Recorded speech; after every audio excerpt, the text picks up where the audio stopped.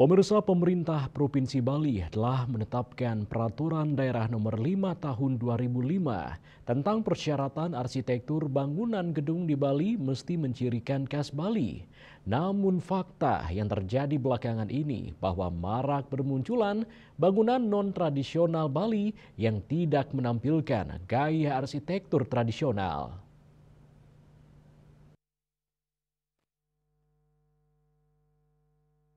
Kondisi ini mendapat sorotan dari salah seorang seniman asal desa adat Munggu yang juga pemilik sanggar seni Semarandana Inyoman Nike Naya.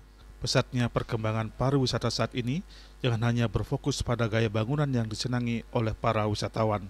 Di sisi lain, pihaknya menjelaskan banyak wisatawan asing yang datang ke Bali justru ingin menginap di villa yang gaya bangunannya sesuai dengan arsitektur tradisional Bali.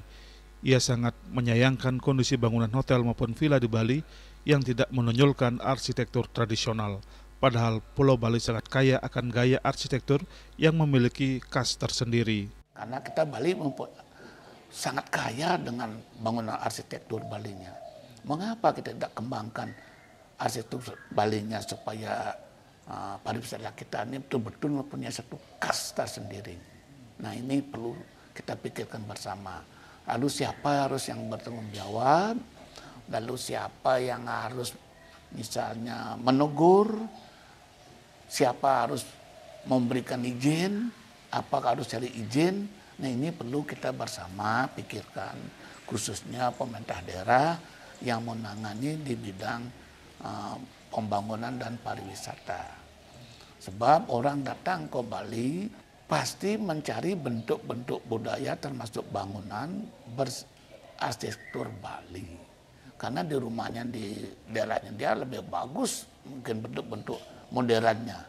Kita ini kan ingin sekali arsitektur yang sederhana. Yang diinginkan oleh tamu itu bukan yang mewah begitu, justru yang sederhana dicari, yang ciri khas Bali. Pihaknya juga berharap agar instansi terkait mengawasi bentuk bangunan yang tidak memiliki gaya arsitektur Bali. Hal ini sangat penting untuk promosi budaya Bali, bahwa Bali memiliki gaya arsitektur yang khas. Andika, Bali TV.